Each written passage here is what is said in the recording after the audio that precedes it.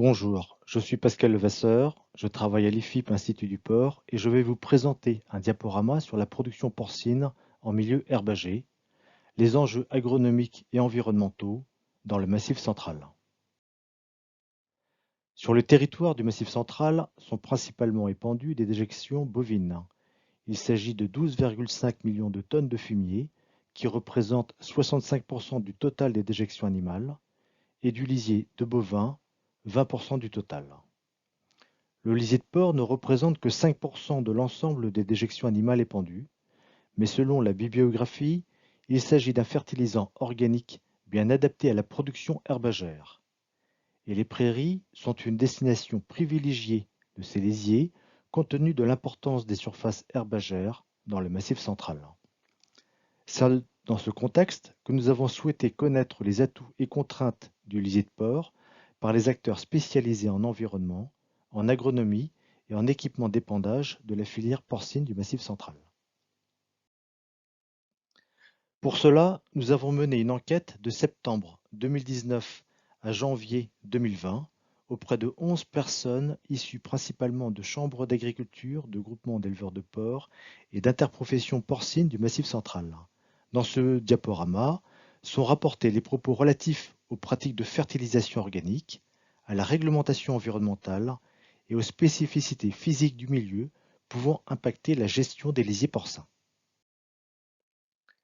L'intérêt fertilisant de l'azote du lisier de porc en substitution aux engrais minéraux fait consensus, en particulier sur prairies. La presque totalité de ces éléments fertilisants sont bien valorisés. Et selon un témoignage, ils reboostent les prairies.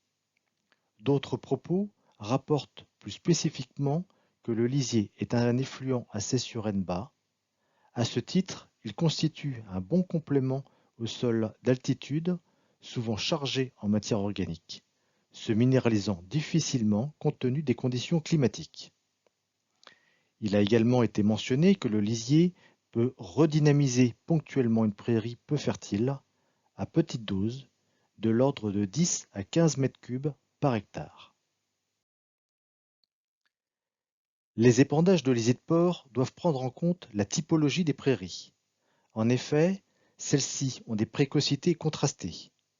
Le régras anglais, la fétuque élevée et le dactyle, pour ne citer qu'eux, produisent rapidement au printemps, puis leur intérêt nutritionnel chute. À l'opposé, il existe des graminées plus tardives, comme la fétuque rouge, la fétuque ovine, le nard raide, présentes sur des milieux peu fertiles. Leur valeur nutritive est parfois inférieure au printemps par rapport aux espèces précoces, mais elles demeurent plus stables dans le temps. Or, le lisier de porc peut notablement orienter la typologie des prairies. Apporté en excès, on observera une augmentation des graminées précoces, mais aussi des adventices nitrophiles comme le rumex et la grande berce. Les prairies en mélange avec des légumineuses risquent de voir la proportion de ces dernières se réduire. Ainsi, une bonne répartition des lisiers permet une meilleure gestion de la production herbagère, tant en quantité qu'en valeur nutritionnelle au cours du temps. Il peut être également nécessaire d'adapter le matériel d'épandage aux contraintes du Massif central. En effet, ce territoire est, un peu plus que d'autres, contraint par des problématiques de pente, de climat, de taille et d'accessibilité aux parcelles.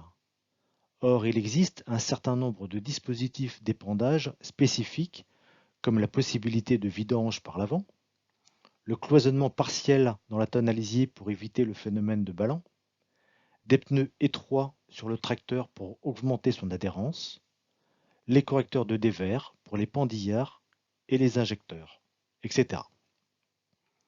Ces derniers, pendillards et injecteurs, peuvent d'ailleurs s'avérer utiles pour éviter les salissures des feuilles lorsque les épandages sont effectués avec une buse palette. À défaut, ces salissures augmentent les risques de perte d'appétence et les risques sanitaires. De plus, pendillards et injecteurs permettent de répondre aux obligations de la loi PREPA, qui, je le rappelle, est le plan national de réduction des polluants atmosphériques, adopté en 2017 et qui prévoit de supprimer les matériels les plus émissifs en ammoniac à l'horizon 2025.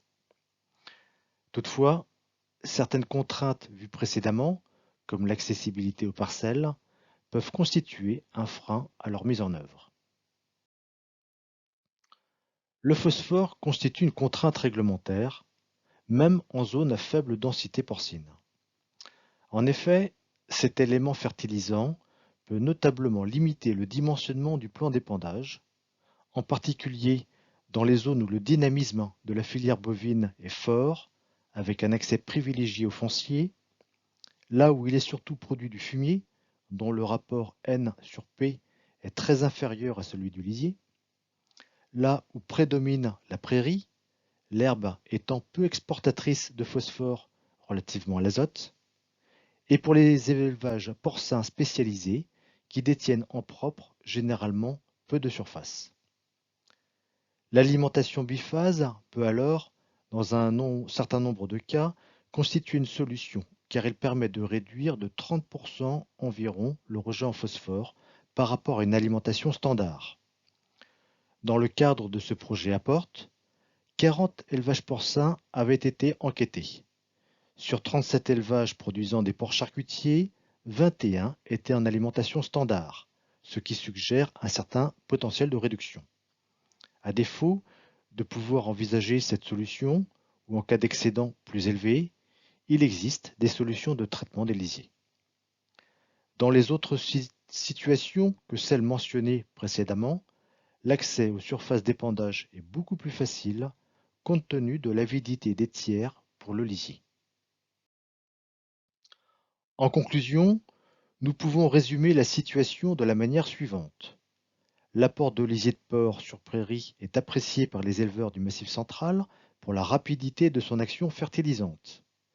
Et ce sont là des retours d'éleveurs de bovins utilisant les lisiers de porc pour leurs prairies. Il est nécessaire de tenir compte de la typologie des prairies. Nous avons vu également qu'il y a des contraintes ponctuelles, comme le phosphore pour le dimensionnement des plans d'épandage, mais aussi des conditions d'épandage parfois difficiles. Ce sont des situations pour lesquelles des solutions existent. Dans le cadre de cette enquête, nous avons par ailleurs constaté que l'adéquation entre apport de fertilisants et besoins des prairies peut être encore optimisée.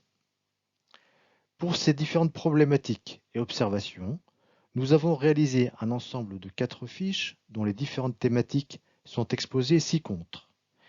Il y a donc une fiche sur optimiser mes apports de lisier de porc sur zone herbagère, une autre donc sur la gestion du phosphore, une autre encore sur la réduction des émissions d'ammoniac du lisier à l'épandage, et une dernière sur les méthodes d'échantillonnage et d'analyse du lisier de porc. Ces fiches sont disponibles sur le site du projet. Je vous remercie de votre attention.